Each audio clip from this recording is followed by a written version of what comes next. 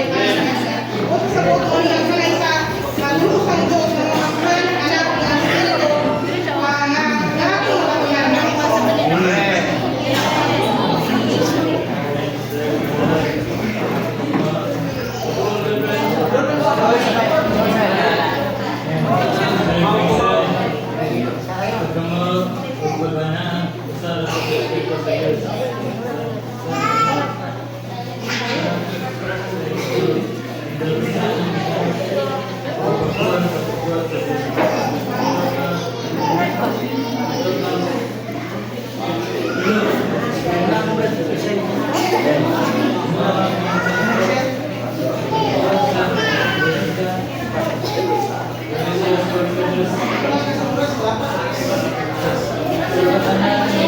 Naghanap ta.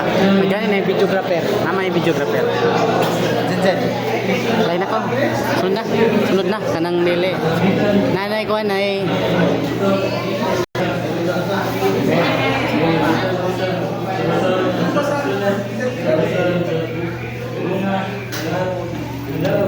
present.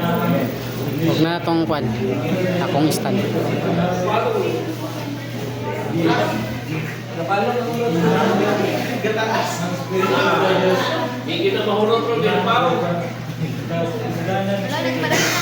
Padayon manggod. Mapagyod na ang time.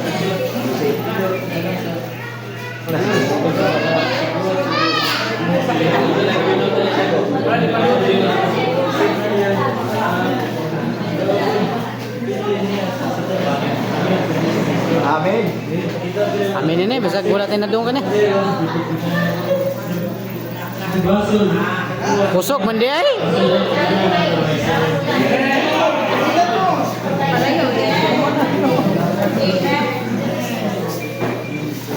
Wala hindi ko itinok. Salamat na natutunan nato si Kristo ingon na Leon Cordero. Isip Leon siya nagdaog, nagpilit sa kanas. Mao ang kaaway o pasutilong diya sa Diyos na Isoy. Salamat na isip sa siya na Cordero. Siya nagtupo sa Message 4 na. No? Message 4. Message 3 to ganina.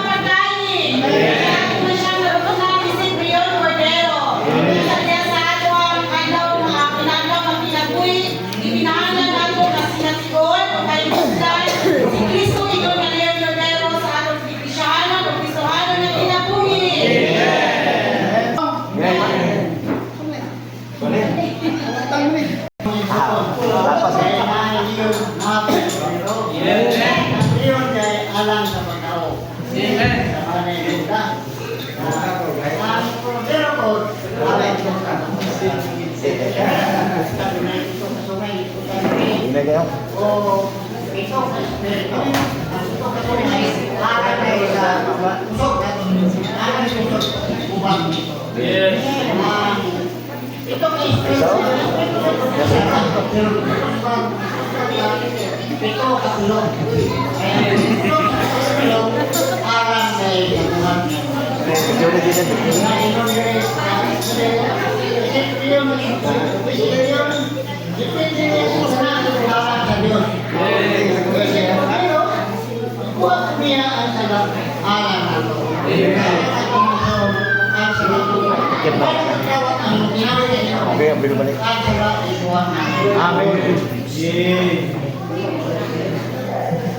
Salamat kayo sa Ginoo nga sa mensahe ng Pedro. Doon na Ginoo nga Cordero.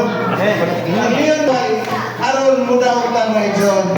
Kaya ng Cordero, manuloyon siya lang nato. Kaya siya man ang nagpakamatay lang nato. Aron madawat nato niya kinabuhi. So, ang Kristo niya ay duha ka espiritu, Leon o Cordero. Oh, salamat sa Ginoo. Mabisan sa sunod nga mensahe, iyon dito nga dunay pito ka sungay o pito ka mata. Ang pito ka sungay day nagpasabot nga siya gihapon ang mag-aaway lang nato. Dayon dunay pito ka mata nga naglantaw nato kay kahit siya ipakusgan sa pito ka pilo ka espiritu. Usa malagtumon kini nga Kristo nga tutupyan mo sa mga Dios. Amen.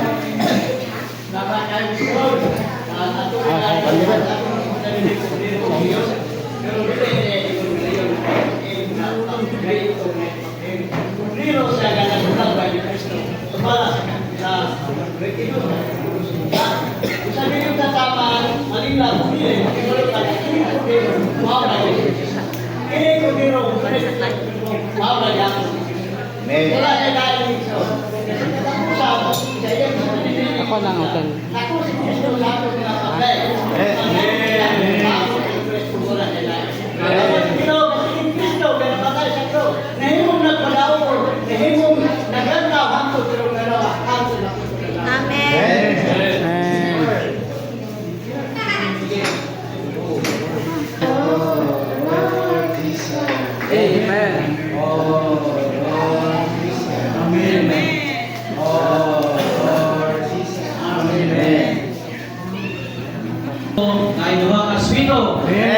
Leon o Cordero. Kita na to ang aspito sa pagkaliyon niya mo laking away siya alang sa itiri sa Diyos, alang sa liyok sa Diyos, alang sa iyang pamatigayon, aron matapos ang iyang pamatigayon. Kahit siya ang Leon mabanay ni Huda na may katakos na moabri sa misteryo sa pamatigayon sa Diyos. Nakit ang libre niini aron magtuman o mahigpit ining panahon na mahigpit sa Bagong Jerusalem. Amen. Salamat sa Ginoo nga siya ang Leon. Ang magtapos sa pamatigayon sa Diyos. Siya ang muhuman sa pamatigayon sa Diyos. Siya ang magpadangan sa tingharian sa Diyos. Dahil siya usab ang Cordero. Ang Cordero ni ang pasabot sa atong katupsanan. Sa paggawas ng kapigan sa mga sala. Dahil makita nato ang kinikang Corderohan ay pito ka mata. Ang pito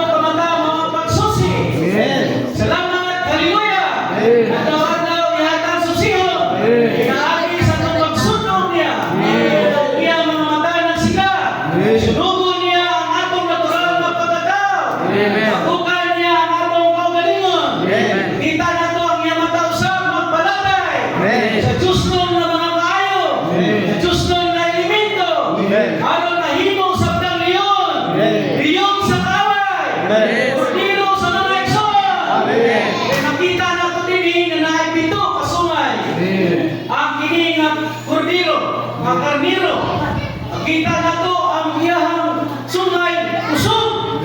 O ang iyang sungay aalam sa makikaway sa interes. Mausap kita ng son. Magpahimulo sa hining nga kundiro. Na ay sungay. Na ay mata. Aron ta makaaway sa interes sa Diyos. O makaaway ka sa pamatigayon sa Diyos. Mahigugma ka sa Ginoo. Kaya nakita sa nato ini nga ang bato sa Sikaraya na ay mga mata. Ang iyang makaalam usab sa pagtukod. Pagtukod karon sa iglesia. Pagtukod sa iyang balay. Ang mahigpit sa bagong Jerusalem. Kaya makita sa nato ini ang pito ka espiritu na magpalugaw ang mga mananaw. Magpahimuli sa iglesia nga nagaw. Kaya kini nga mga mananaw, mao ni mohigpit sa pamatigayon sa Diyos. Mao ni makapabalik sa Diyos. Tingban siya sa mga pagdai. Kakusa sa mga pagdai. Kakusa sa himaya. Ang iyang himaya walay katapusan.